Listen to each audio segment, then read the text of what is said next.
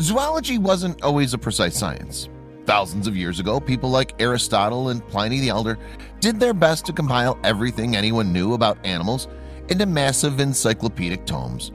But they didn't always get the details right. Before airplanes, cameras, and Google, most people had never seen an elephant. If they wanted to know what an elephant looked like, their only option was to ask someone who had. And they pretty much had to believe whatever they heard. Sometimes they wrote those crazy answers down. And for nearly 2,000 years, people around Europe just accepted these things as true. Hello, wonderful people. I'm Scott Leffler for Wonderbot. Today's video is about 10 strange things people used to believe about animals. Before we begin, make sure to smash that like button, subscribe to our channel, and click the notification bell for more amazing videos.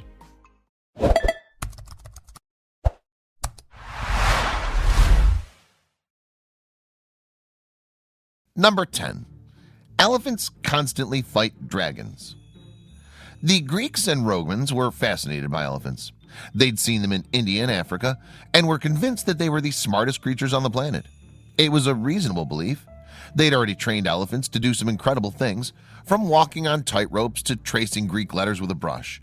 And so people were ready to believe anything they read or heard about elephants. When an elephant happens to meet a man in the desert, one Roman encyclopedia said, and realizes the man is lost, then the elephant points out the way. But as reliable as they were at giving directions, the book warned, it was difficult to get an elephant on a boat. An elephant would refuse to board until somebody promised that it would get home safely.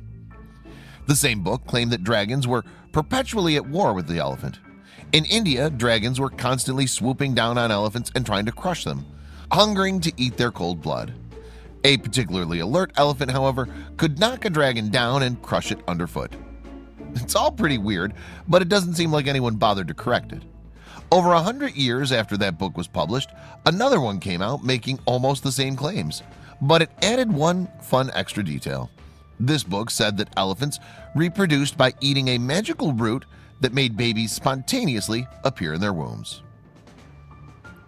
Number 9. Aurochs have projectile, toxic poop. Milk cows and every kind of domestic cattle are descended from one animal, the aurochs.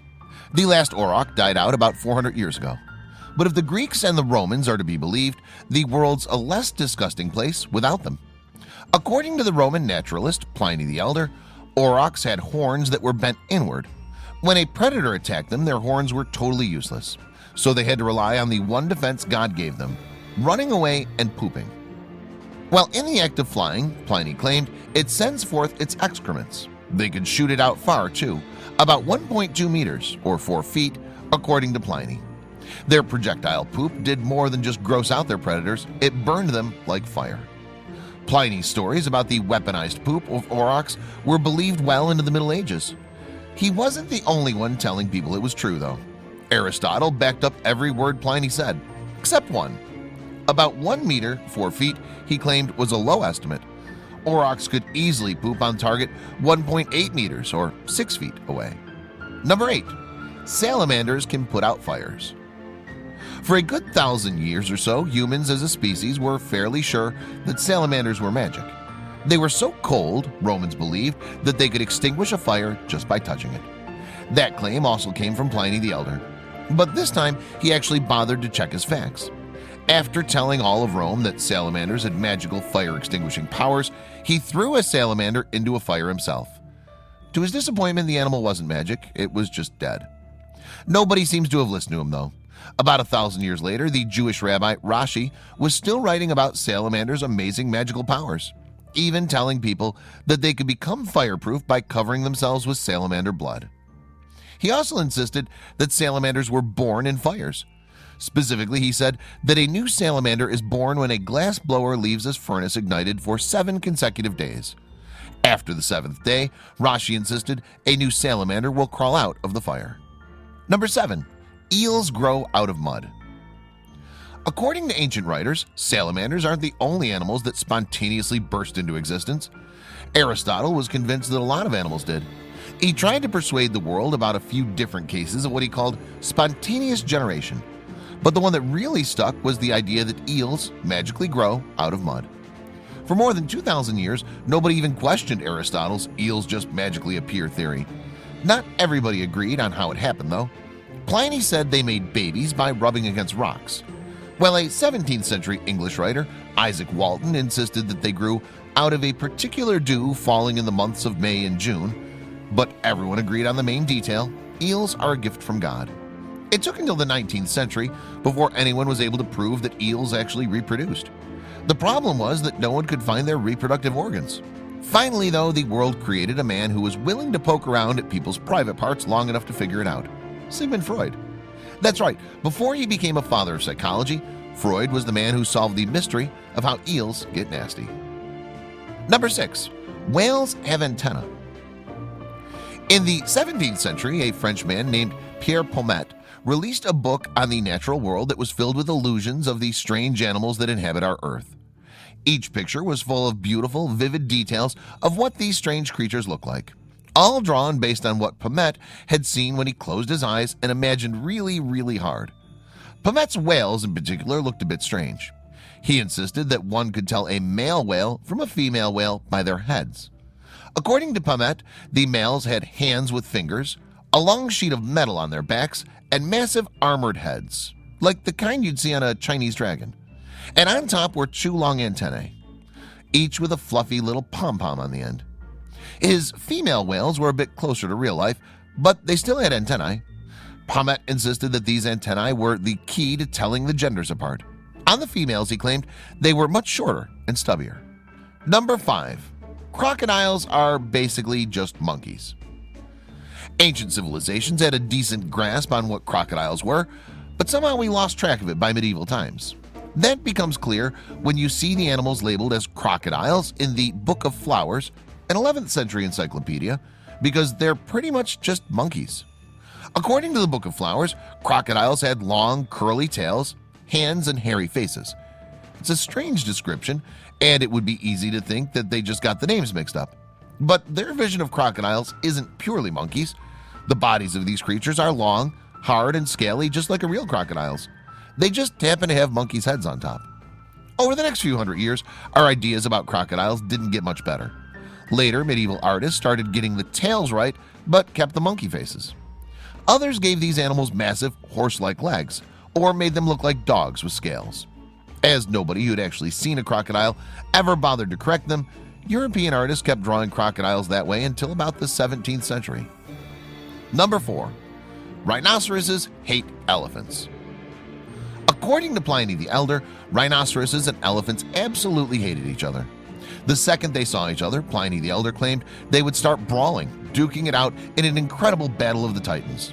His stories about rhino on elephant violence were so widespread that Manuel I, a 15th century king of Portugal, decided to test them out. He had a rhinoceros and an elephant sent to his country and pitted them in a battle royale. It didn't go as planned. As it turned out, elephants are lovers and not fighters. As soon as the elephant saw the rhinoceros, the elephant just ran for its life. Even so, Manuel's experiment didn't lead to a better understanding of animals. Instead, stories about his rhinoceros spread around Europe, getting crazier every time someone told it. A German woodworker named Albrecht Dürer became so enthralled by the stories that he sat down and drew a picture based on what he'd heard. His rhinoceros had scaly legs and hard armor-like plates on its back. Dürer left notes saying that the rhinoceros is the color of a speckled tortoise and is covered with thick scales. Number 3. Bees can be killed by a menstruating woman's stare. Pliny the Elder wasn't just confused about animals. He had strange ideas about women too. He especially couldn't understand menstruation, except that it was something that ought to be feared. The stare of a menstruating woman, he insisted, could kill a swarm of bees if looked upon by her. He warned, "Will die immediately." As much as ancient bees had to struggle through the peril of women on their periods, though, they had an amazing superpower. Dead bees, Pliny insisted, could be brought back to life by covering them with mud and the body of an ox or a bull. Later generations of writers didn't fully agree with Pliny that bees could be brought back to life, but they were fairly sure he was onto something about that bull thing. St. Augustine and Isidore of Seville were sure that bees were incapable of having sex. Instead, they believed that bees spontaneously generated out of the rotting flesh of cows. Number 2. Vipers eat each other when they reproduce. According to the Greeks and the Romans, having babies was a horrible experience for vipers. But they had no choice.